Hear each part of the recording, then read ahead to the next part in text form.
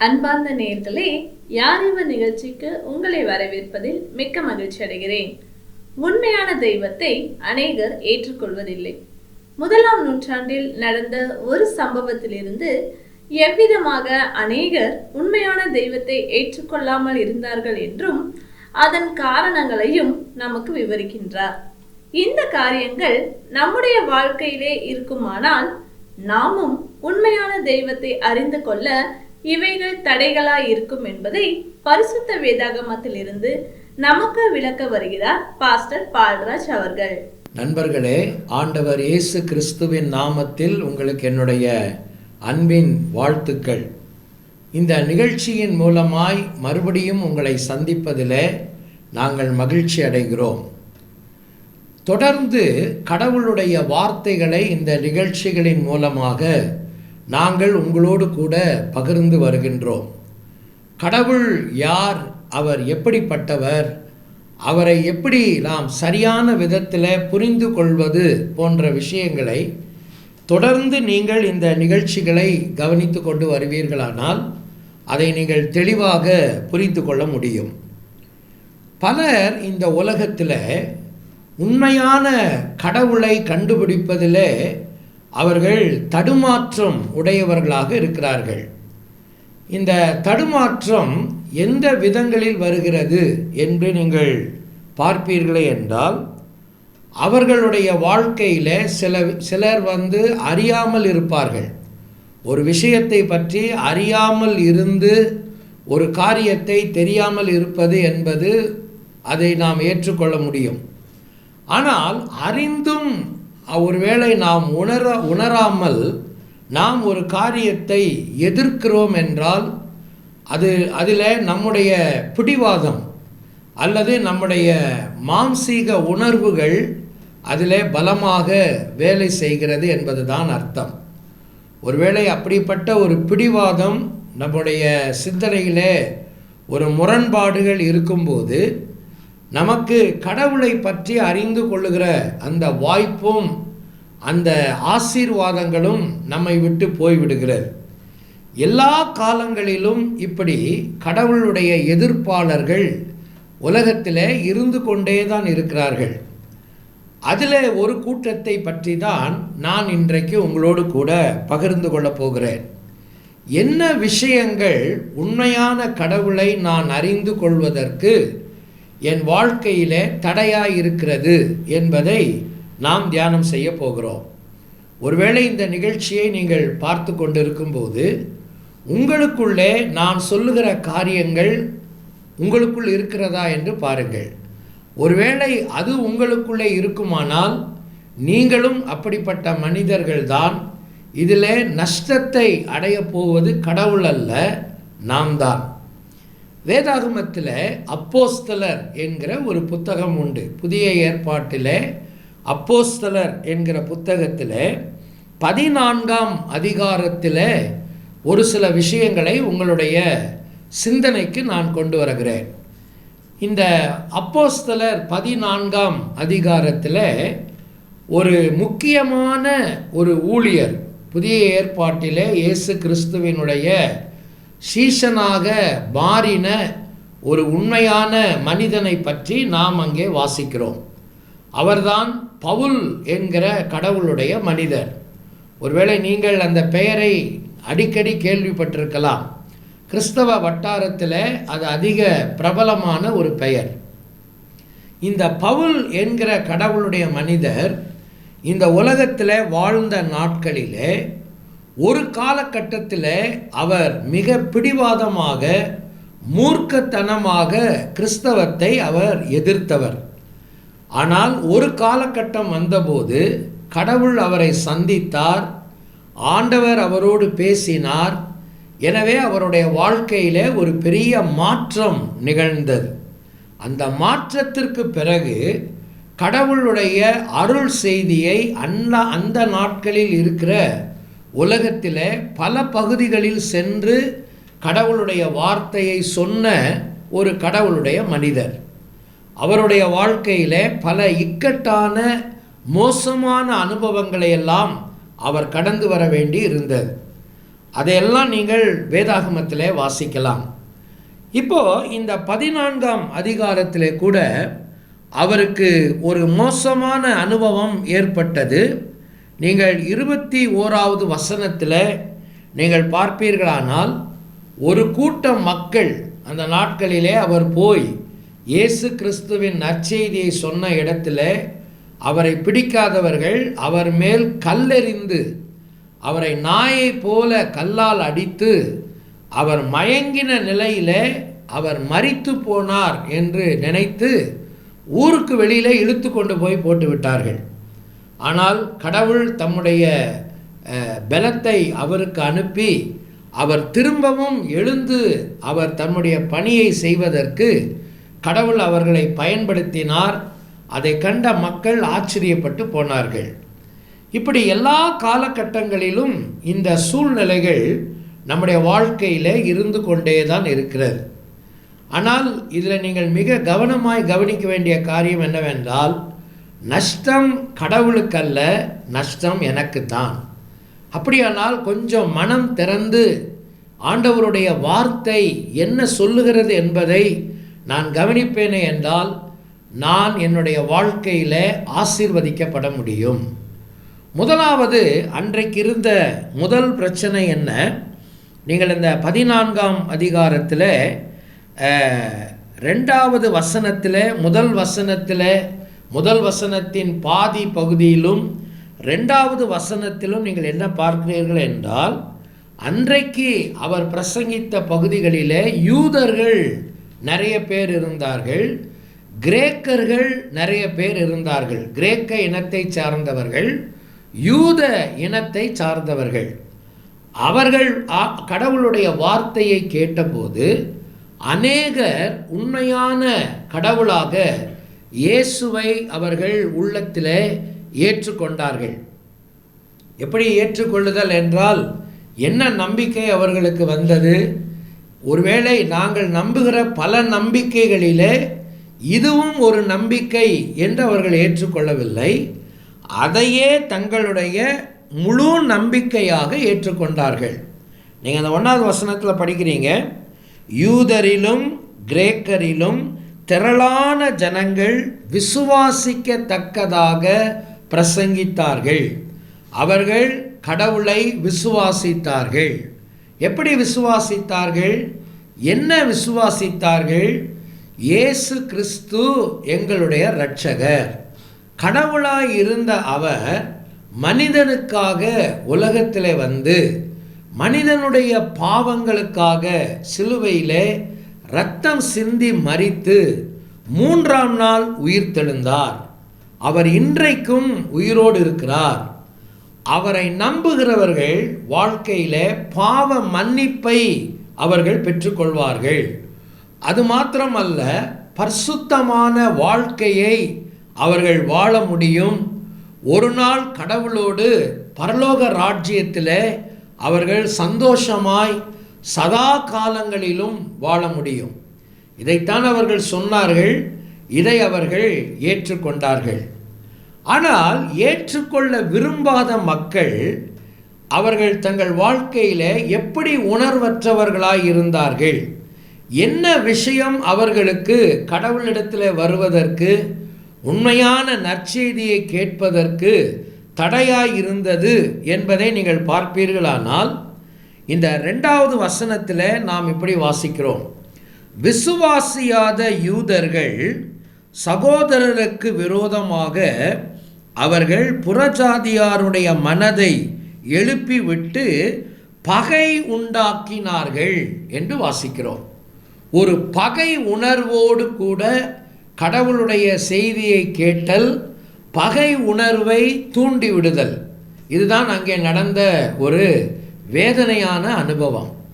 நண்பர்களே, இன்றைக்கும் நிறைய பேர் ஒருவேளை அவர்களுக்கு உண்மை என்னதென்பதை அறிந்து கொள்ள ஆர்வம் இருந்தாலும், ஒரு சிலர் உண்மையான கடவுளுடைய சத்தியம் என்ன என்பதை அறிந்திருந்தாலும் அவர்கள் பகை உணர்வோடு கூட வாழ்வதை இன்றைக்கும் நாம் பார்க்கிறோம். ஒருவேளை நீங்கள் உங்களுடைய உள்ளத்தில் கடவுளுடைய நற்செய்திக்கான ஒரு பகை உணர்வோடு வாழ்ந்து அந்த பகை உணர்வை தூண்டி விடுகிற மனிதர்களாக நீங்கள் இருப்பீர்களானால், ஒருவேளை இன்றைக்கு உங்களுக்கு ஒரு பெரிய பாதிப்பு இருப்பதை போல தோன்றாது. ஆனால் நீங்கள் நித்தியமாக ஒரு பாதிப்பை சந்திக்கிறீர்கள். இயேசு கிறிஸ்துவாகிய இரட்சகரை உங்கள் வாழ்க்கையிலே நீங்கள் அறிய முடியாதபடிக்கு உங்களுடைய உள்ளத்தில் இருக்கிற இந்த பகை உணர்வு உங்களை தடுத்து நிறுத்துகிறது. என்ன செய்யலாம்? நீங்கள் அந்த இயல்பாகவே மனதில் இருக்கிற அந்த பகை உணர்வு, அல்லது யாரோ ஒருவரால் தவறாக உங்களுடைய மனதில் ஊன்றப்பட்டிருக்கிற ஒரு கருத்து அல்லது ஒரு வார்த்தைகள், போதனைகள், இவைகளை எல்லாம் நீங்கள் தூரமாய் வைத்துவிட்டு திறந்த மனதோடு என்ன சொல்லுகிறது இந்த பரிசுத்த வேதாகமம், இந்த உண்மையான கடவுளை பற்றி என்ன சொல்லுகிறது என்பதை நீங்கள் மனம் திறந்து கேட்பீர்களானால் கட்டாயம் உங்களுக்கு இதில் ஆசீர்வாதம் உண்டு. அப்படித்தான் இங்கே பார்க்கிறோம். நம்பினவர்கள், விசுவாசித்தவர்கள் பலனடைந்தார்கள். நம்பாதவர்கள் பகை உணர்வோடு கூட தூரமாய் நின்று அவர்கள் நஷ்டத்தை அடைந்து மற்றவர்களையும் அப்படி நடத்தினார்கள். எனவே பகை உணர்விலிருந்து, பகை உணர்வை தூண்டி விடுதலில் இருந்து வெளியே வாருங்கள். மனம் திறந்து கடவுள் அண்டையிலே உங்களுடைய வாழ்க்கையை நீங்கள் ஒப்பு கொடுக்க வேண்டும். இரண்டாவதாக, நீங்கள் அந்த பகுதிகளிலே இந்த கடவுளுடைய மனிதர் ஊழியத்தை செய்தபோது இவரோடு இணைந்து இன்னொரு கடவுளுடைய ஊழியரும் சேர்ந்து, பர்னபா என்கிற ஒரு கடவுளுடைய ஊழியரும் சேர்ந்து கடவுளுடைய வார்த்தைகளை சொன்னபோது அடுத்த ஒரு கூட்டம் மக்கள் என்ன செய்தார்கள்? அவர்கள் கடவுளுடைய பெயரினாலே அநேக வியாதியஸ்தர்களை சுகமாக்கினார்கள். கடவுளுடைய வார்த்தையை சொன்னதின் நிமித்தமாக அநேகர் கடவுளால் சுகம் பெற்றார்கள். இதை பார்த்த உடனே அவர்கள் என்ன நினைத்தார்கள் என்றால், தேவர்கள்தான் மனித உருவில் வந்திருக்கிறார்கள். எனவே இவர்கள் சாதாரண மக்கள் அல்ல, இவர்கள் கடவுள் என்று சொல்லி அவர்களுக்கு மாலைகளை போடவும் அவர்களுக்கு எருதுகளை பலி செலுத்தவும் அவர்கள் ஆயத்தமாகி விட்டார்கள். நீங்கள் இந்த 7வது வசனத்திலிருந்து 18வது வசனம் வரைக்கும் உள்ள வேத பகுதியிலே இதை வாசிக்கலாம். அதில் இந்த 2 பேருக்கு அவங்க 2 பேர் கொடுத்தாங்க. அவர்கள் பர்னபாவை அவர்கள் யூபித்தர் என்று அழைத்தார்கள். அதே நேரத்தில் பவுலை அவர்கள் மெர்க்குரி என்று அழைத்தார்கள். அது இயல்பாக அந்த பகுதிகளிலே ஒரு காலகட்டத்தில் ஜீயஸ், ஹெர்மஸ் என்று அந்த தெய்வங்கள் அழைக்கப்பட்டது.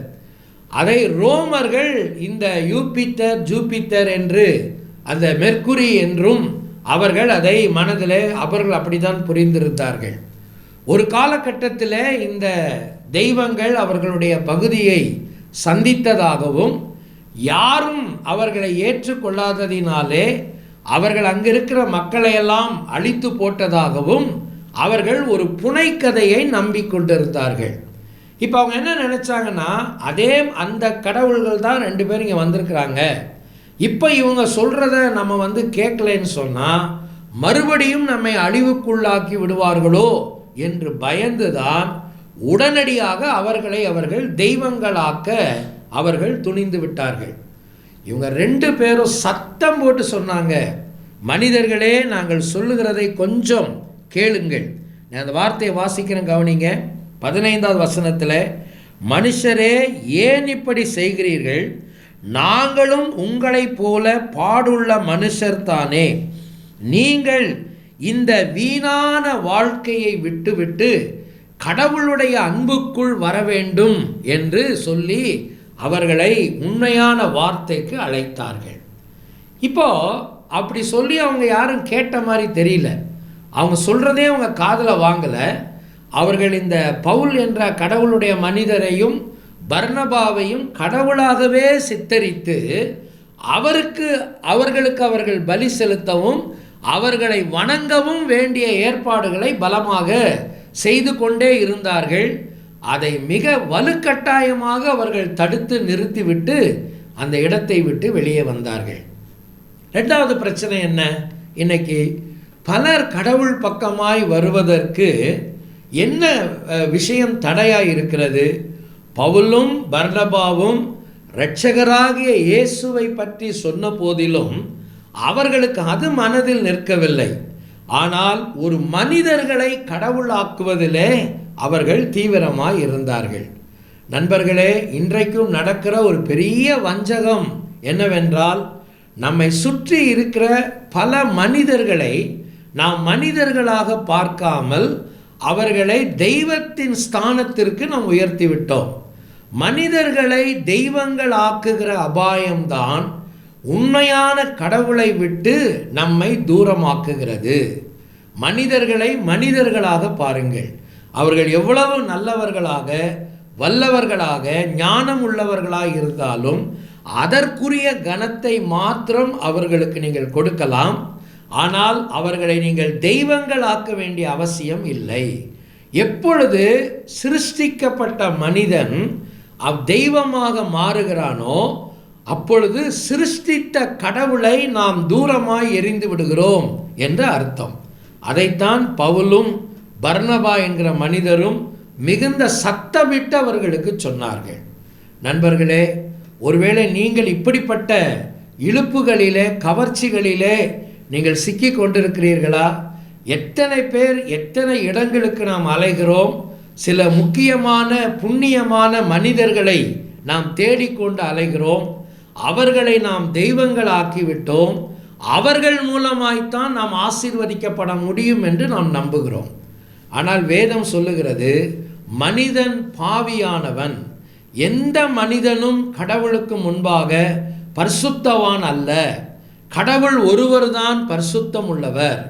எந்த மனிதனும் கடவுளின் ஸ்தானத்திற்கு அளவுக்கு அவன் தன் வாழ்க்கையை உயர்த்தி கொள்ள முடியாது. கடவுளை கடவுளாகவும் மனிதனை மனிதனாகவும் பார்க்கக்கூடிய பார்வை நமக்கு வேண்டும். எனவே இவர்களுக்கு ஏன் கடவுளுடைய வார்த்தையை ஏற்றுக்கொள்ள முடியவில்லை என்றால், மனிதர்களை கடவுளாக்கிவிட்ட ஒரு அபாயம். ஒருவேளை நீங்கள் கூட அப்படி யாரோ சில மனிதர்கள் பின்னால் நீங்கள் அலைந்து கொண்டிருப்பீர்களானால், இன்றைக்கு அந்த வேலை அப்படியே நிறுத்திவிட்டு உண்மையான கடவுளை நீங்கள் அறிந்து கொள்வதற்கும் அவருடைய அன்பை உங்கள் வாழ்க்கையிலே புரிந்து கொள்வதற்கும் பாவ மன்னிப்பை பெறுவதற்கும் நீங்கள் திரும்பி வர வேண்டும். மூன்றாவதாக இந்த பகுதியிலே பவுலும் இந்த பர்னபாவும் அவர்களுக்கு சொன்ன காரியம் என்னவென்றால், 16வது 17வது வசனங்களிலே நீங்கள் படிப்பீர்களானால், கடவுள் எல்லா காலங்களிலும் அவருடைய தயவையும் அவருடைய சாட்சியையும் நமக்கு விளங்க பண்ணி இருக்கிறார். அப்படியானால் கடவுளை மனிதன் தேடினானோ இல்லையோ, எல்லா காலகட்டங்களிலும் மனிதனுக்கு வேண்டிய ஆகாரத்தையும் உடையையும் அவனுக்கு வேண்டிய மழையையும் பூமியின் வளத்தையும் ஆசீர்வாதங்களையும் கடவுள் கொடுத்திருக்கிறார். எல்லா காலகட்டங்களிலும் தாம் ஒரு கடவுள் உண்டு என்கிற சாட்சியை மனிதருக்கு விளங்க பண்ணியிருக்கிறார். ஆனால் இப்போ பவுல் சொல்றார், இப்பொழுதோ அந்த கடவுள் மனிதர்கள் பார்க்கும் வண்ணமாக இந்த உலகத்தில் இயேசு கிறிஸ்துவாக வந்தார். நமக்காக சிலுவையிலே மரித்து அவர் இரத்தம் சிந்தினார், 3ஆம் நாள் உயிர்த்தெழுந்தார். எனவே இப்பொழுது உங்களுக்கு மிக அருகாமையில் வந்திருக்கிற இந்த ஆசீர்வாதத்தை நீங்கள் புறம் தள்ளக்கூடாது, அதை உணராமல் இருக்கக்கூடாது. ஒருவேளை இவங்க ஏன் ஆண்டவரை வேண்டான்னு சொன்னாங்க? கடவுள் எல்லா காலங்களிலும் மனிதர்கள் மேல் வைத்த தயவையோ அன்பையோ பல நேரங்களிலே மனுக்குலம் புரிந்து கொள்ளவில்லை. அல்லது அவர் நமக்கு தாம் இருக்கிறார் என்பதை உணர்த்துவதற்கு நமக்கு முன்பாக வைத்த பல சாட்சியுள்ள விஷயங்களை நாம் ஏற்கவில்லை. படைக்கப்பட்டிருக்கிற உலகம், இந்த உலகத்தில் இருக்கிற எல்லா விஷயங்கள், அண்ட சராசரங்கள், இவைகள் அனைத்தும் எப்பொழுதும் ஜீவனுள்ள இவைகளையெல்லாம் படைத்த ஒரே கடவுள் இருக்கிறார் என்பதை சொல்லிக்கொண்டே வருகிறது.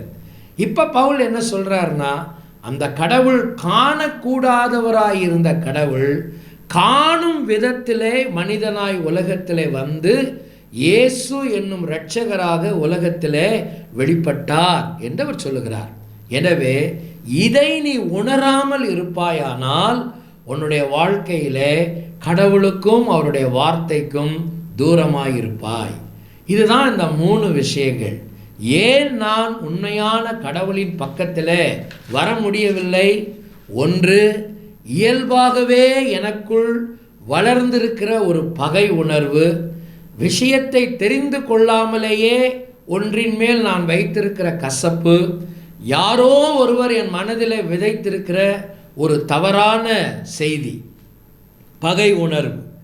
இரண்டாவதாக, மனிதர்களை தெய்வங்களாக்கிவிட்ட ஒரு அபாயம், உண்மையான கடவுளை விட்டுவிட்டு சிருஷ்டிக்கப்பட்ட மனிதனை சிருஷ்டிகராக பார்க்கும் ஒரு அபாயம்.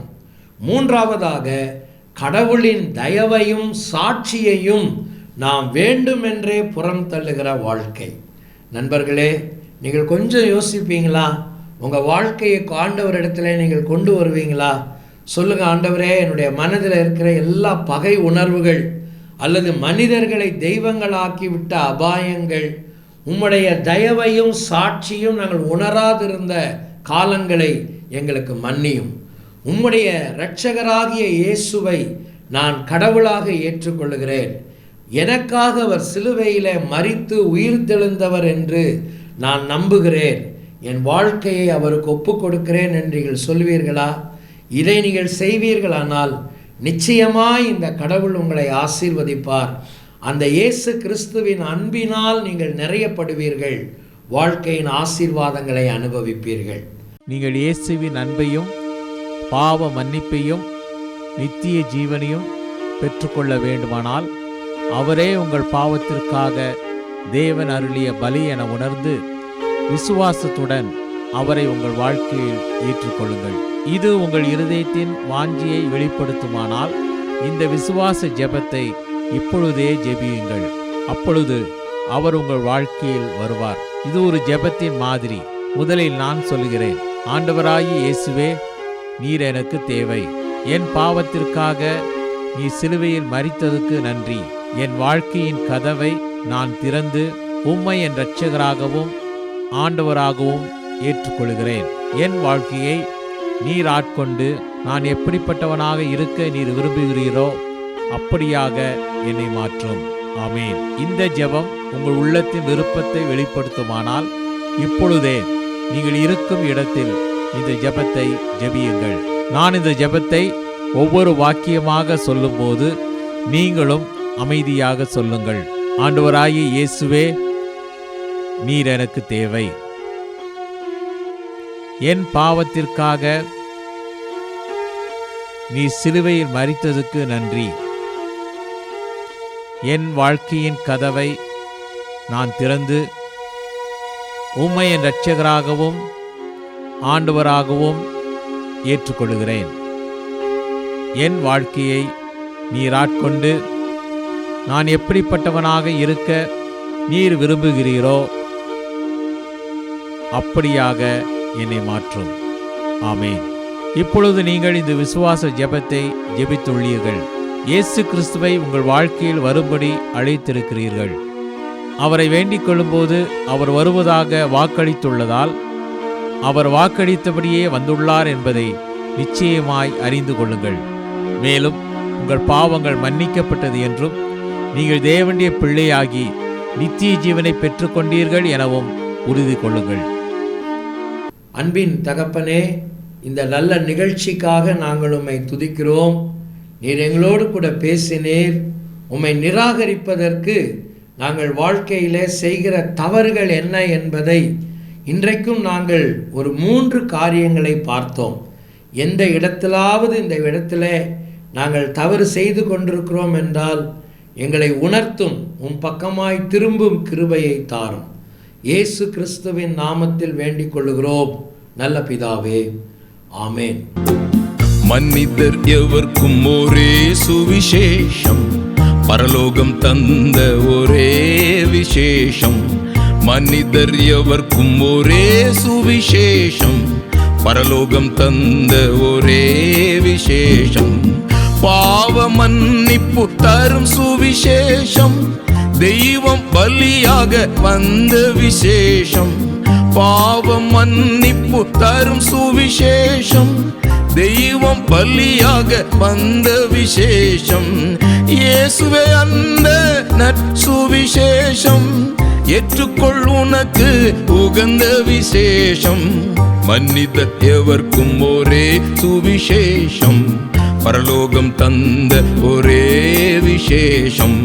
மனிதர் எவர்க்கும் ஒரே சுவிசேஷம், பரலோகம் தந்த ஒரே விசேஷம்.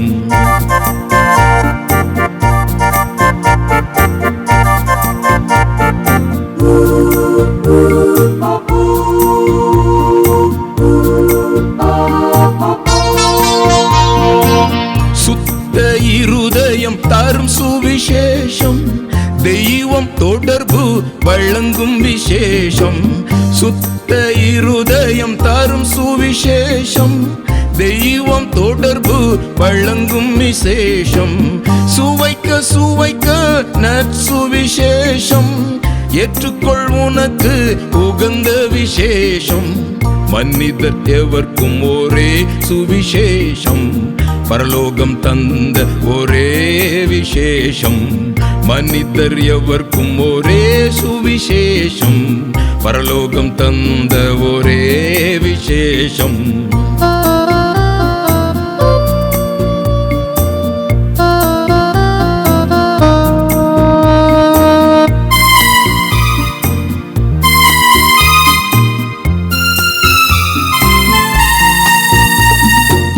பரலோக பாக்கியம் தரும் சுவிசேஷம், மரணம் மங்களம் என்ற விசேஷம். பரலோக பாக்கியம் தரும் சுவிசேஷம், மரணம் மங்களம் என்ற விசேஷம். தருணம் இதுவே நற்சுவிசேஷம், ஏற்றுக்கொள் உனக்கு உகந்த விசேஷம். மனிதர் எவர்க்கும் ஒரே சுவிசேஷம், பரலோகம் தந்த ஒரே விசேஷம். மனிதர் எவர்க்கும் ஒரே சுவிசேஷம், பரலோகம் தந்த ஒரே விசேஷம். பரலோகம் தந்த ஒரே விசேஷம். மனதிலே இருந்த பகையினாலும் மனிதர்களை தெய்வமாக எண்ணியதாலும் அவர்களுக்கு அறிவிக்கப்பட்ட உண்மையான தெய்வமாகிய இயேசு கிறிஸ்துவை அவர்கள் ஏற்றுக்கொள்ளவில்லை. நம்மை பாவத்திலிருந்தும் அதன் தண்டனையிலிருந்தும் விடுவிக்கவே தெய்வமாய் இருந்த இயேசு கிறிஸ்து இந்த உலகில் மனிதனாய் வந்து நம்முடைய பாவத்தை தன் மீது ஏற்றுக்கொண்டு நமக்கு பதிலாக சிலுவையில் ரத்தம் சிந்தி மரித்தார். மரித்த இயேசு கிறிஸ்து அடக்கம் பண்ணப்பட்டு 3ஆம் நாள் உயிருடன் எழுந்தார். உங்களுடைய தவறுகளை இயேசு கிறிஸ்துவிடம் சொல்லி அவர் உங்களுக்காக மரித்தார் என்று நம்பி அவரை உங்கள் வாழ்வில் ஏற்றுக்கொண்டு உங்கள் வாழ்க்கையை அவருடைய கரத்தில் ஒப்புக் கொடுக்கும் போது உங்கள் பாவத்தை மன்னித்து பாவத்திலிருந்தும் அதன் தண்டனையிலிருந்தும் உங்களை விடுவித்து மரணத்திற்கு பின் தெய்வ ராஜ்யத்தில் உங்களை சேர்ப்பார். இந்த ஆண்டவராகி இயேசு கிறிஸ்துவை ஏற்றுக்கொண்டு அவருடைய அன்பை அறிந்து தெய்வ ராஜ்யத்துக்குள் பிரவேசிக்க விரும்புகிறீர்களா? உங்களுக்கு ஆலோசனை கூறவும் உங்களுக்காக ஜெபிக்கவும் ஆவலாய் இருக்கிறோம். இந்த நிகழ்ச்சியை குறித்த உங்கள் கருத்துக்களையும் கேள்விகளையும் எங்களுக்கு தெரியப்படுத்துங்கள். எங்கள் முகவரி: ஒளியும் வாழ்வும் இயக்கம், C26, ஜெய்நகர், திருவெரும்பூர், திருச்சிராப்பள்ளி 620013. அலைபேசி எண் 7591137441 மற்றும் 9487007441. Email ID tv@lala.org.in. அடுத்த வாரமும் இதே நேரத்தில் மற்றொரு யாரிவ நிகழ்ச்சியை காண தவறாதீர்கள். இவ்வளவு நேரம் இந்நிகழ்ச்சியை கண்டு கிடைத்தமைக்கு நன்றி. இயேசு கிறிஸ்துவின் அன்பை அறிந்து கொள்வதால் கிடைக்கும் சந்தோஷம் உங்கள் உள்ளங்களையும் இல்லங்களையும் நிரப்புவதாக. ஒளியும் வாழ்வும் இயக்கம் சார்பாக உங்களுக்கு எங்கள் வாழ்த்துக்கள். வணக்கம்.